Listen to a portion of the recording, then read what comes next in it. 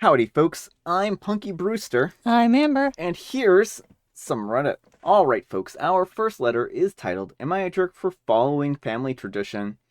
My relatives and I always go to our family cabin for Thanksgiving.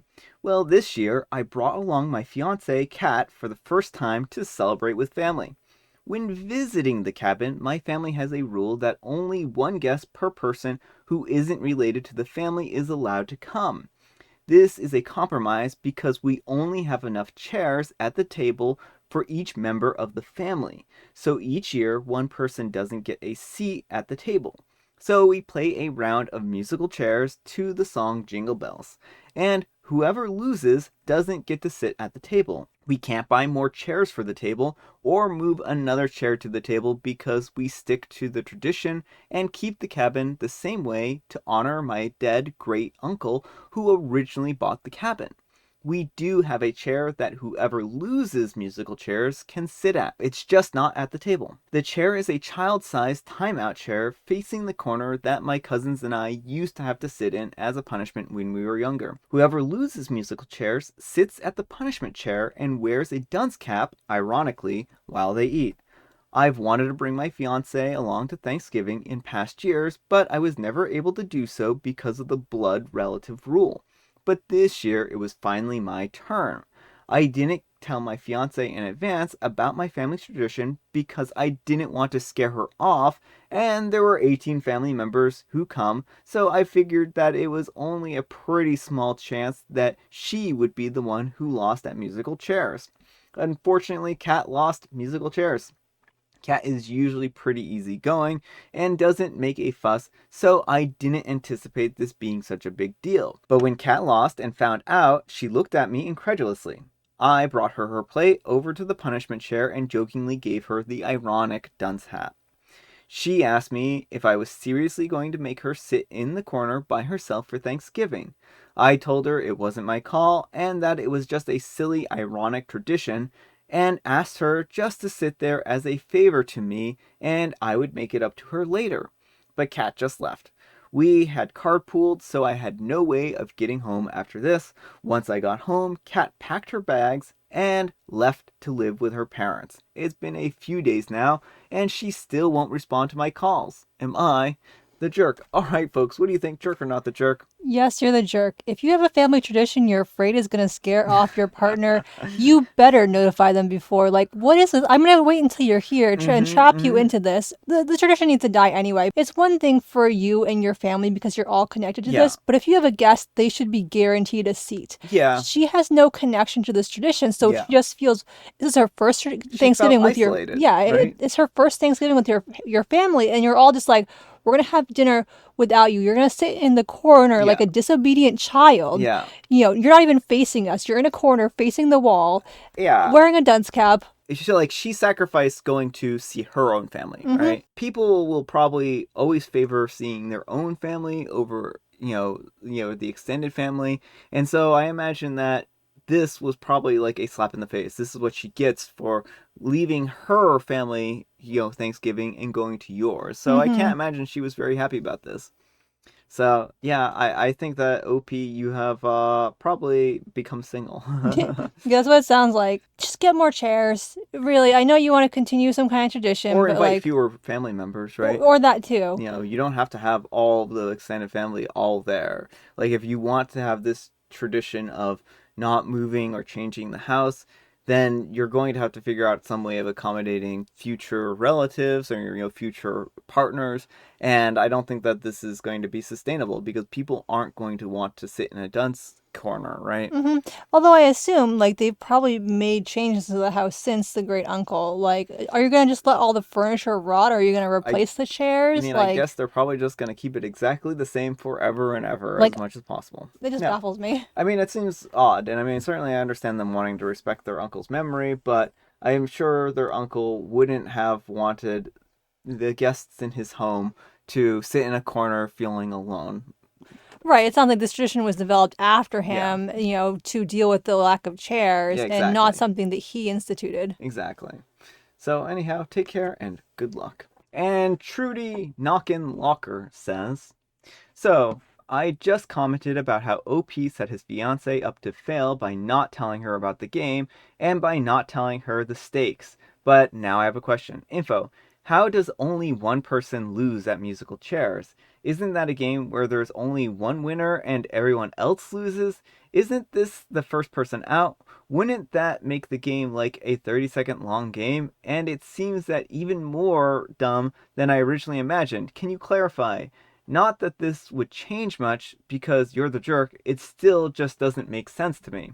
And OP replies, instead of playing several rounds until one winner, we only play one round so there's one loser, the person that doesn't get the chair. You're right, it's the first person out, and the game ends pretty quickly. So it sounds like she may not even have realized like what the consequences of not getting a Mm-hmm. chair were, because she might have been more aggressive about playing musical chairs if she was going to have to sit in the corner. And Frederick Chase says, you're the jerk. Is this for real? Would your great uncle really be so butthurt at the addition of a new chair that he would feel that it was dishonoring him?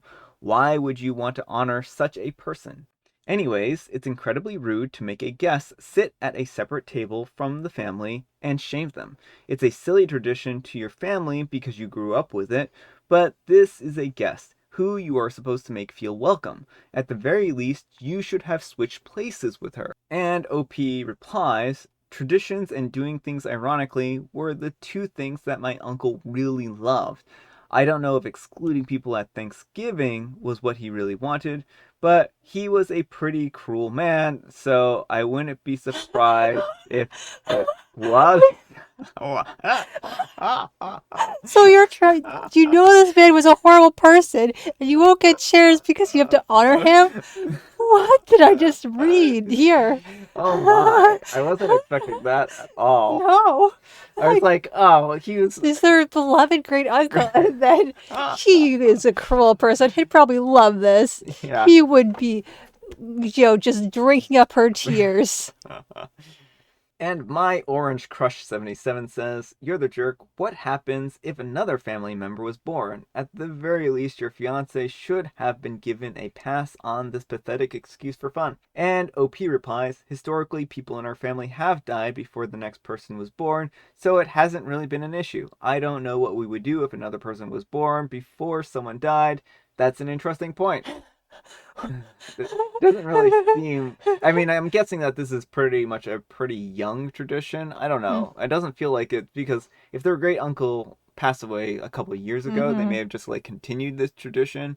But I don't know. I guess it really just doesn't make too much sense. It seems really cruel. Mm-hmm. And specific Succotash 8 says, what in the world? Yes, you're the jerk. I cannot blame her for leaving.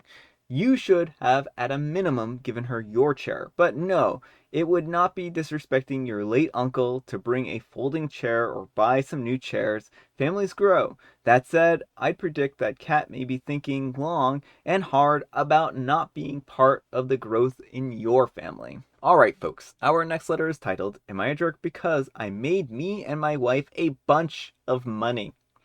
Sorry for any mistakes with formatting. This is my first time posting. I'm a 28-year-old male, and I'm recently married with my wife, a 27-year-old female. When we got married, we made a joint savings account. I have been investing all of my life, while my wife hasn't been. But she does have more, as she is a higher paying job than I do, so I would say at the moment we started at, it was like a 30-70 split into our savings her way. We have been saving for a down payment on a house, and I recently took money into the stock market and made us an absolute fortune. And now we have enough for a house.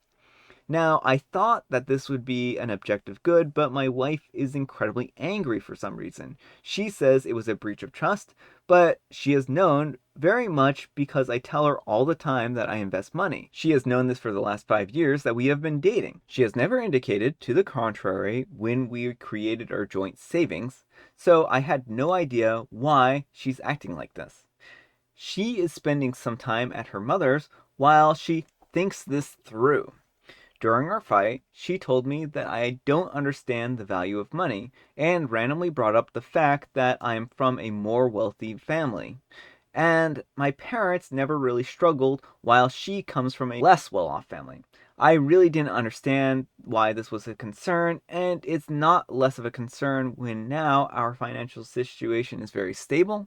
I have no idea why she's acting like this, and some part of me thinks that now that we have money, she wants a divorce to keep her half and leave. It just doesn't make any sense to me. I really don't understand. Am I the jerk? And edit, since a lot of people are asking, the money did come from a joint savings account, which, yes, I did include her money in. All right, folks, what do you think, jerk or not the jerk? Yes, you're the jerk. You stole money from your wife. Joint savings accounts need to be decided jointly. You need to Yeah, have yeah. agreements about what you're using them for.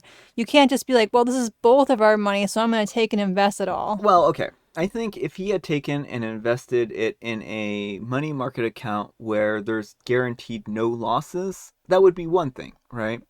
I say you still want to I consult the would say partner. you still should consult the partner. That way, they're not looking for that money. If they check the accounts, they're not being like, well, under a lot of distress that's suddenly seeing a lot of money disappear, right? So I do think that he should have told her that he had intended on using this money. Now, the big issue I have is that the stock market is essentially, depending on how you play the stock market, gambling. Yeah, and that's the thing is like you could have just as easily lost all this money that she's spent a long time Yeah, saving. I mean, this account is majority her contributions. You said she put in about 70% of the money, and yeah. you just went and unilaterally decided for your household, I'm going to go play with this money. Yeah, and that's where this becomes problematic is that you didn't tell her. This would be like you taking her money and then going to a gambling place, gambling a ton of her money, but coming back with like $1 million, right? She would still have right to be upset with you because you still gambled with her money. It doesn't matter that you came out and won in the end. What matters is that you gambled with her money. You took a risk with her money that she wasn't willing to take. And so this has nothing to do with her, trying to like run away and steal your money, and everything to do with she doesn't feel like she can trust you with her money now. Yeah, well, and if you are thinking about having a life together with kids or anything like Hmm. that, she may be worried, are you guys going to take all our joint savings that we Yeah. need for the kids or for our house or whatever and Yeah. just blow it? And this was a unilateral decision that you made. And she was aware of your investments before you got married, but she wasn't aware that you were going to invest her money. Right. And there's a big difference between using your own money that Yeah. you solely have an account for and using joint family money. Yeah. So I do think that OP's in the wrong here. This needed to be a conversation that she was included in and not just a unilateral decision. Then she could have made the decision whether she was willing to risk that money or not. Because there's one rule in the stock market is that you should only ever use or put into the stock market what you're able to lose. So if you are able to lose $1,000, no sweat, then you can invest $1,000 in the stock market. If you aren't able to lose that money, then don't invest it in the stock market. So, yeah, that's kind of my thoughts. Anyhow, take care and good luck. And CarryCat62 says, you're the jerk. You got lucky. The stock market has been crazy the past few years, and you are extremely lucky that you didn't lose everything.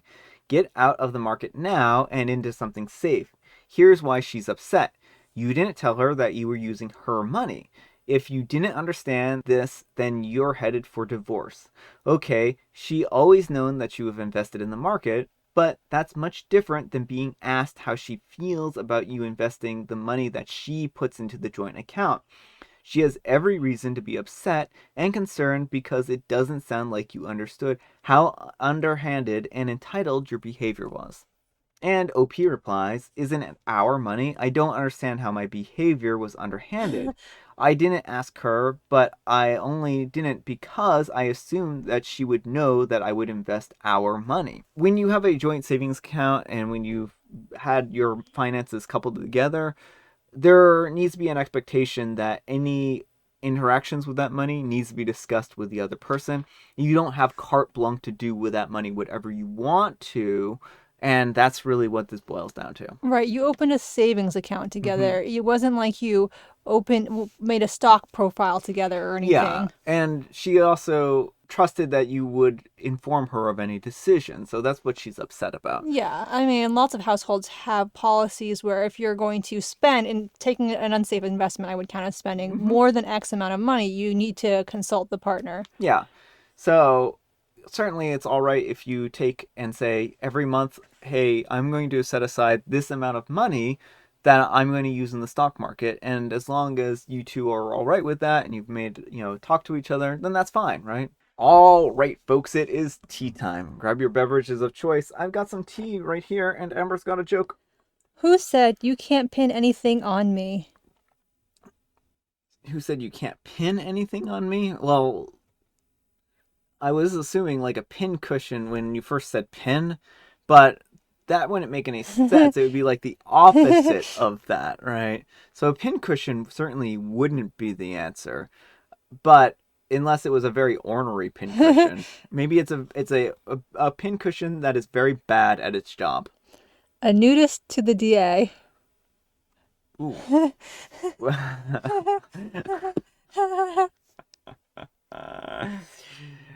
Yeah, that's very true. And not at all where I thought this was going. And I have licorice spice.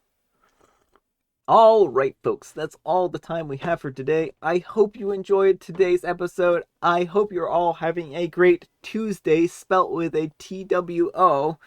And I hope you all have a great week. So we'll see you all tomorrow. Bye.